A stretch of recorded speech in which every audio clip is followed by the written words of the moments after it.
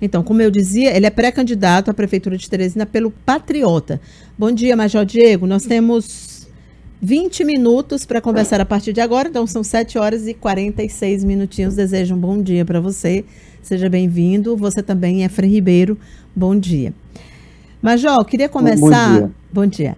Queria começar o seguinte, nós estamos vivendo essa pandemia e o próximo prefeito ou prefeita de Teresina vai encontrar uma cidade, como todas as demais cidades, sobretudo as grandes cidades do Brasil, numa situação de dificuldade, uma extrema crise, com queda de arrecadação, muitos negócios que foram fechados e uma cidade que vive do terceiro setor e que perdeu muitos desses empreendimentos. Quero saber do senhor qual é o seu projeto para esta cidade pós-pandemia. Bom dia, Cíntia, Lages, bom dia, Efraim. Cumprimento aqui a todos os ouvintes e telespectadores da Rádio TV Jornal. Uma honra poder estar tratando de Teresina. Nós temos aqui um trabalho realizado a muitas mãos e um plano de governo para apresentar ao povo de Teresina, logo que possível, quando a legislação permitir, oficialmente, mas sobre geração de emprego e renda, esse será um dos maiores desafios do próximo gestor de Teresina. Não só por conta da pandemia, nós já temos um problema crônico em Teresina, na área de emprego e renda. Infelizmente, Teresina tem toda uma legislação própria que regula e burocratiza tudo. Para vocês terem uma ideia, Efraim, Cíntia, os ouvintes, aqui se passa de 6 meses a 1 ano para se abrir uma empresa. Isso aí é um martírio para aquele empreendedor que quer realmente investir no empreendimento e que tem na gestão municipal um empecilho. Para se ter uma comparação, em Timon, ao lado, esse tempo é de, no máximo, 2 meses. Nós competimos com outras capitais. Fortaleza propõe fazer isso em 48 horas. E aqui é 6 meses a 1 ano. Então nós queremos desregulamentar, desburocratizar e fomentar o empreendedorismo. Desde a concepção, desde o momento da educação, as públicas municipais, com campanhas de empreendedorismo, mas também junto ao Banco Popular, que hoje é um banco que tem pouca influência no empreendedorismo municipal, porque gasta mais com custeio, tem um orçamento de 8 milhões, 3/4 disso é gasto com custeio, pagamento de pessoal e burocracia. E pouco mais de 3 milhões retorna investimento para a cidade. Apenas uma média de 300 pessoas são atendidas pelo Banco Popular ano. Queremos transformar esse Banco Popular num banco de fomento e atender logo no primeiro ano, pelo menos 2.000 teresinenses, visando exatamente esse problema da geração de emprego e renda, desse caos que está instalado após 5 meses de lockdown, decretado pelo prefeito Firmino Filho, sem necessidade, gerando aí um desastre na economia municipal, que se não fosse o auxílio Bolsonaro, que pagou aí R$600 para muita gente, nós estaremos aqui vivendo na miséria e na fome. Então, o próximo prefeito tem esse desafio e essa é uma das nossas principais metas, gerar emprego e renda, reaquecer a economia local e passar Teresina de um patamar de uma cidade que não tem empreendedorismo para uma cidade empreendedora, gerando emprego e renda com muita transparência, fomentando essa juventude que quer trabalhar, a trabalhar nas várias arranjos produtivos locais que podemos empreender, hortifruto granjeiro, têxtil, na agricultura, caprino-ovinocultura, leiteiro. Nós temos todo um potencial na piscicultura, com 2 rios perenes que não é usado. Isso dá para gerar com tanques redes, com indústria de pesca, né, gerando emprego e renda em todas as áreas, com as universidades que temos, com o potencial que temos, nós queremos, com certeza, trazer para Teresina muito emprego e renda, Cíntia e Efraim. Efraim? Major Diego, por que o senhor fez manifestação, fez protesto contra a política adotada pelo prefeito Firmino Filho de combate ao coronavírus, de combate, de tentar mitigar os efeitos dessa pandemia? E essa posição de ser contrário a essas medidas? Não são essas que estão sendo apontadas como responsáveis por esses 100 milhões de pessoas, 100 mil pessoas que foram mortas? Efraim, Teresina tomou uma atitude radical. Veja bem, a pandemia existia desde 2019, tanto é que é o Covid-19. Em fevereiro sai uma lei federal orientando prefeitos e governadores a tomarem providências. Aqui fizeram foi carnaval, curso, o prefeito foi para a rua e chamou o povo. Né, uma maior festa de Teresina. Logo em seguida, antes do primeiro caso, ele decreta lockdown, gerando um desastre econômico, sem necessidade, porque naquele momento não havia ainda nenhum caso.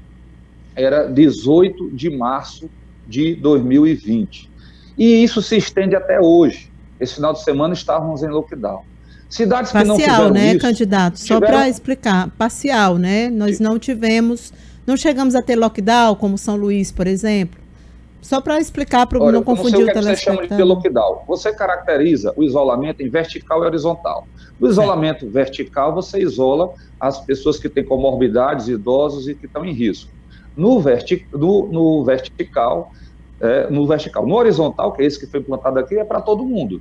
Então, você pega uma cidade como essa e fecha comércio, e fecha estabelecimentos, e proíbe, por exemplo, determinados tipos de atividades de acontecerem, que aqui foi um absurdo. Proibiram clínicas médicas dentro de uma pandemia de saúde pública, de uma crise, de um caos de saúde pública, de trabalhar. Médicos estão trabalhando ainda, muitos, na clandestinidade, porque sabem que não pode abandonar seus pacientes. Isso aí é algo impensável. E isso tudo foi feito aqui, é diferente do que foi feito em outras cidades. Se você pegar pelo Ministério da Saúde, Efraim, um estudo de número de óbitos para 100 mil habitantes, e com isso você consegue igualar os desiguais, que é proporcional, Teresina teve um resultado, o resultado da gestão da pandemia foi 5 vezes pior em número de óbitos para 100 mil habitantes que 7 capitais do Brasil que tiveram outra atitude, fizeram o tratamento precoce, fizeram a orientação, levaram informação para a população correta, dizendo que a população tinha que tratar precocemente a doença, que tinha que melhorar a sua imunidade. Aqui não. A orientação era: fique em casa e quando estiver morrendo, sem ar, procure um posto médico, que não tinha nada para lhe oferecer. Isso matou muita gente. Eu sou contra isso, Efraim. Sinceramente, acho que o prefeito errou. Ele deveria rever suas atitudes e pedir desculpas ao povo de Teresina. Muito bem. Queria fazer uma outra pergunta, então. O que o senhor faria em meio a uma pandemia? Vamos esquecer a retórica do discurso isolamento vertical ou cloroquina, que a gente sabe que não tem comprovação científica. Diante dos dados da rede de saúde que nós temos, qual seria a sua atitude enquanto prefeito? Cíntia, com relação à cloroquina, existem estudos científicos que evidenciam que ela tem, sim, uma grande, no caso do coronavírus e de outros vírus, resultados. É um remédio usado há 70 anos. Por amor de Deus, não vamos dizer isso. Não, a Sociedade Brasileira de Infectologia não recomenda. Então, eu estou me baseando... Quem recomenda? A Sociedade Brasileira de Infectologia. Não. O Conselho Nacional de Medicina recomenda, sim, Cíntia. Tá bom, então, existem hoje evidências em todo o mundo, né? Não há como você contra fatos, né? Não há argumentos. Tudo bem, mas vamos lá. Sobre o que fazer como prefeito Teresina. Primeiro era desde o começo, desde fevereiro, tomar atitudes. Você tinha uma epidemia, uma pandemia anunciada por lei federal para se tomar providência. Não era para fazer festa naquele momento. Ali você tinha que reforçar todo o sistema de saúde, principalmente na atenção básica. Não só dizer que os respiradores eram solução. Você teria que ter imunizado a população, reforçado a imunidade da população. Para isso existem medicamentos, como a ivermectina. Países que fizeram uso da ivermectina de maneira coletiva tiveram um resultado bem melhor que Teresina. E, como outras cidades fizeram, criar um kit para tratamento precoce, orientando a população e, na atenção básica, evitar que as pessoas evoluíssem para o quadro de agravamento, necessitando de respiradores onde a maioria que foi para respirador, infelizmente, veio a óbito. Então, existia um problema, foi mal gerido, né? A orientação mundial, a doutrina mundial, é que, no caso de epidemia, você faça o isolamento vertical, ou seja, apenas daqueles que estão com comorbidades, idosos e aquelas pessoas mais vulneráveis. O restante, com distanciamento, higiene e reforço de imunidade, deveriam continuar. Em caso de necessidade de um lockdown, por conta da saturação do sistema, aí sim caberia um lockdown, mas não muito longo, curto e combinado com a população, preparando a população, certo? E isso foi o que não foi feito aqui. Nos estados, nos municípios, vou falar só das capitais, Cid. As capitais, as 7 capitais que fizeram isso, tiveram melhor resultado, 5 vezes menos mortes proporcionalmente. Campo Grande, Curitiba, Porto Alegre e as outras 4 cidades, deixa eu ver, Florianópolis, Palmas e Belo Horizonte. Essas cidades estão numa situação bem melhor que Teresina. Infelizmente, é um vírus grave, que causa morte e que merece e que requer muita responsabilidade do gestor, mas sem exagero, sem loucura. Efraim?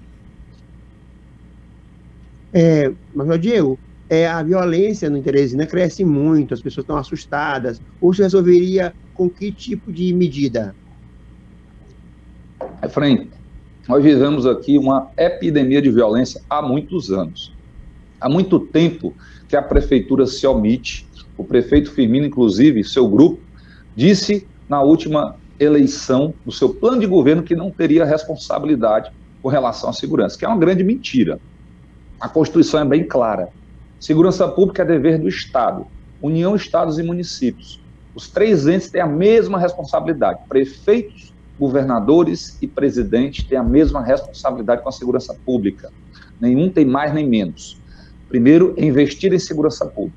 Nós temos aqui uma cidade que não é monitorada por câmeras. Aqui o prefeito instalou câmeras somente para a indústria da multa. Ele não está preocupado com segurança. Nós queremos implantar um guardião eletrônico com pelo menos 1000 câmeras para monitorar Teresina, entradas e saídas, praças, locais públicos, como fizemos em 2010, quando eu estava na gestão, conduzindo o programa Ronda Cidadão. Queremos implantar o Ronda Cidadão Teresina, com a Guarda Municipal, colocando a Guarda Municipal para fazer segurança pública, ajudar na segurança pública nos bairros e vilas, próximo da população, integrados com a Polícia Militar, a Polícia Civil e as Polícias Federais. Criar um centro integrado de operações de segurança, para que a gente possa ter comunicação. Melhorar a infraestrutura da segurança, dando às polícias, em convênio com a Prefeitura de Teresina, equipamentos de qualidade, de ponta, para que possam enfrentar essa criminalidade crescente, essas facções, né, com condições de vencer essa guerra. Queremos valorizar a Guarda Municipal, que hoje tem um salário defasado, criar um plano de cargos, carreiras e salários, fazer concurso público, convidar a sociedade para juntos enfrentarmos essa guerra contra o crime instalada em Teresina, por conta da irresponsabilidade dos gestores, principalmente também aí eu coloco a gestão estadual na pessoa do pré-candidato Fábio Abreu, que fez uma gestão horrível à frente da segurança pública, que levou essa cidade ao caos, negando as facções criminosas, enganando a população, investindo apenas em propaganda e destruindo as ferramentas que tínhamos para enfrentar a criminalidade, como exemplo o Ronda Cidadão, como exemplo o Guardião Eletrônico, como exemplo o policiamento aéreo, que também queremos implantar em Teresina, em convênio, em parceria com as forças estaduais, para garantir ao teresinense segurança, reduzindo dos atuais 40 homicídios para 100 mil habitantes, para 10 homicídios no máximo para 100 mil habitantes, que é o patamar aceitável de violência no mundo todo, segundo a ONU e outros organismos internacionais. Bom, queria saber do senhor, então, quais são os seus projetos para a área de educação? A área da educação, como todos sabem, é uma das principais áreas da gestão pública. É lá que está o futuro da nossa cidade. Infelizmente, Teresina tem uma propaganda muito grande nessa área e um resultado pífio. Coloco isso porque quando comparamos a educação municipal com a educação municipal privada, a pública com a privada, nenhum gestor da Prefeitura de Teresina coloca seu filho para estudar nas escolas municipais. Se não coloca é porque não são boas. Então, queremos melhorar a escola pública municipal, valorizar professores e todos os técnicos da educação, criar carreira, plano de cargos, carreiras e salários justos. Vemos no piso salarial nacional um valor muito baixo, queremos pagar acima desse piso, prestigiar aquele professor que realmente trabalhar com afinco, que dê resultado. Queremos também trazer para Teresina uma escola militar federal, um projeto do governo federal belíssimo, que tenho certeza que se aqui tivesse uma escola federal, todos os gestores municipais queriam colocar seus filhos lá, porque são escolas de excelência, que dão resultados belíssimos no mundo, do Brasil todo, onde existem. Escolas que são disputadíssimas as vagas. Queremos também fazer escolas militares municipais, assim como estão fazendo várias capitais e municípios. Exemplo de Campo Grande, que não tinha nenhum e hoje tem mais de 10. Essa é uma escolha dos munícipes, porque com hierarquia, disciplina, com meritocracia, a gente vai melhorar a escola pública e dar resultados realmente de qualidade. O PISA, que avalia internacionalmente a educação do mundo, coloca o Brasil como um dos países que tem a pior educação do mundo. Na área da matemática, na área do português, das letras, o Piauí e o Brasil estão péssimos. Então, nós não podemos nos comparar por baixo. Nós temos que nos comparar aos melhores. E investir na educação, investimos no futuro de Teresina. E vamos fazer isso. Vou já pedir o Efraim para perguntar, mas eu queria saber do pré-candidato. Nós temos aqui em Teresina casos específicos de violência. Por exemplo, a população LGBTQI+, é uma das mais afetadas. Quais serão os projetos do senhor para essa população, em respeito aos direitos dessa população? Cíntia, eu vou falar só um pouco ainda de educação, porque o atual gestor, com o secretário que agora é pré-candidato, eles tiveram suas contas de 2016 reprovadas. A Constituição exige que se invista, no mínimo, 25% em educação, que é pouco. Agora, recentemente... O senhor não vai responder, então, sobre a população LGBTQ+? Né? E a gestão pública municipal não investiu nem o mínimo. E sobre segurança pública, eu quero tratar a segurança pública de uma maneira, vamos dizer assim, geral, certo? Se a gente for dividir a sociedade por sexo, por afinidades, isso daí nós não vamos ter condição de tratar. Por exemplo, a violência contra a mulher, o senhor não acha importante também? São de homens. Violência contra a mulher. Não tem preço. Tanto faz ser um homem, uma mulher ou alguém que tem uma opção sexual diferente, a vida vale o mesmo tanto. Então a gente tem que enfrentar as facções criminosas. Nós temos que ter coragem de dar um basta nisso, de prender bandido, de botar ele no lugar dele, de realmente colocar a polícia para ir para cima de vagabundo. Eu não quero conversa com bandido, Cíntia. Eu não quero conversa com gente que não presta. Então essas pessoas, essas facções criminosas, fiquem sabendo, se Major Diego, o prefeito de Teresina, caiam fora daqui. Eu vou para cima de vocês. E tudo assim bem, eu vou salvar todos. Nós temos, pré-candidato, nós temos alguns tipos de violência que são violência muito localizada em relação às mulheres, os casos de feminicídio. Ontem teve mais um caso aqui, nós temos os casos de estupro de criança e temos casos de pessoas trans que são mortas. Foi uma opção do senhor não responder a pergunta.